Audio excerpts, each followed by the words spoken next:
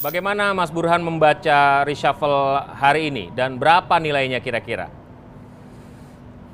Ya, pertama kalau dilihat dari sisi waktu, reshuffle kali ini relatif terlambat.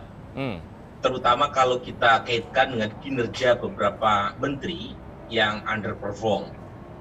Terutama lagi kalau dikaitkan dengan respon kementerian yang bersangkutan terkait dengan pandemi. Yang paling notorious adalah Menteri Kesehatan. Sebenarnya Menteri Kesehatan sejak lama harus di-reshuffle. Tetapi mungkin Presiden punya banyak pertimbangan. Salah satunya adalah pilkada serentak yang baru saja selesai. Yang berikutnya tentu ada situasi yang memaksa cepat atau lambat reshuffle harus segera dilakukan. Jadi ada 3 yang saya lihat.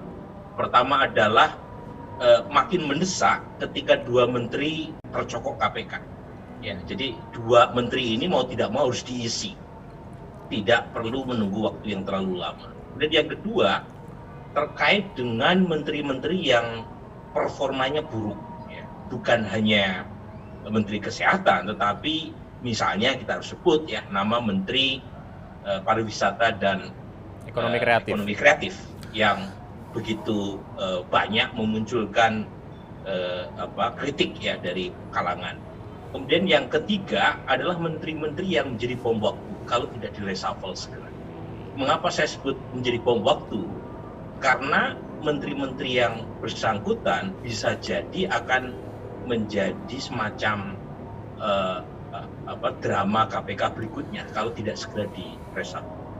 Jadi 3 alasan ini yang kemudian dilakukan oleh seorang Jokowi, dan saya melihat menteri hasil reshuffle sekarang terkait dengan kebutuhan untuk menjawab 3 tantangan ini dan siapa penggantinya itu relatif baik. Jadi dari 1 sampai 10 saya kasih nilai 7,5. Oh, 7,5 sudah baik ya? Lumayan baik. Kalau dibandingkan dengan pembentukan kabinet kedua, itu saya kasih nilai buruk sekali. Kalau sekarang saya harus akui relatif lebih baik.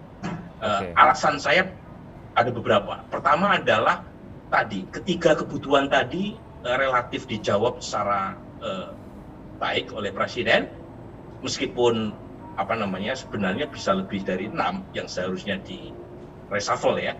Kalau misalnya kita mengacu pada 3 kriteria yang saya sebut, tapi setidaknya ya tadi 7,5 dari 10. Dan yang kedua, dari sisi tuntutan presidensial seorang Jokowi juga Jokowi mampu menunjukkan bahwa beliau adalah bosnya. I am the boss. Terlepas dari beberapa tarik-menarik di internal partai pendukung koalisi terkait siapa nama yang harus dipilih oleh seorang presiden. Jadi nama-nama yang disodorkan oleh partai politik itu tidak serta-merta ditelan oleh Presiden Jokowi. Ada proses yang penggodokan ya. Bukan hanya penggodokan saja, Bung Alvito, tapi juga merit ya. Merit itu jalan. Misalnya seorang Risma, menurut saya meskipun dia seorang politisi, ketua PD Perjuangan, siapa yang meragukan kapasitas dan kompetensi seorang Risma? Dia pernah mendapatkan penghargaan dari KPK terkait dengan e-government, kemudian juga berhasil menata ulang ya lokalisasi terbesar di Surabaya, dan sekarang menjadi salah satu percontohan karena mampu membalik dari lokalisasi menjadi ajang UMKM buat pelakunya, dan orang yang relatif populer juga. Kemudian Sandiaga Uno meskipun wakil ketua Dewan Pembina Partai Gerindra, tetapi beliau punya kredensial untuk bicara soal pariwisata dan ekonomi kreatif. Dan saya kira di bawah Pak Wisnu Tama ada banyak bottlenecking. Seorang Sandi punya jam terbang yang mungkin bisa memberikan semacam terobosan. Dan dua-duanya berasal dari partai politik. Bukan berarti partainya menyodorkan 2 nama itu saja. Dugaan saya ada banyak nama yang diminta oleh seorang Jokowi. Tapi Jokowi menunjukkan saya pilih ini. Dan itu yang saya sebutkan, dia menampilkan sisi presidensial yang harusnya ditunjukkan bahkan pada saat pembentukan kabinet keduanya, bukan sekedar waktu reshuffle sekarang. Jadi yang terakhir tentu saja nama-nama di luar dari partai politik yang dipilih itu juga menunjukkan kejelian seorang presiden. Misalnya seorang Gus Yakut ya, atau Gus Tutut, saya kira Bung Faisal tahu beliau gitu ya. Gus Tutut ini tentu saja adalah ketua GP Ansor, salah satu elit PBNU, tetapi saat yang sama juga anggota DPR dari fraksi Kebangkitan Bangsa. Jadi punya banyak kartu orang ini.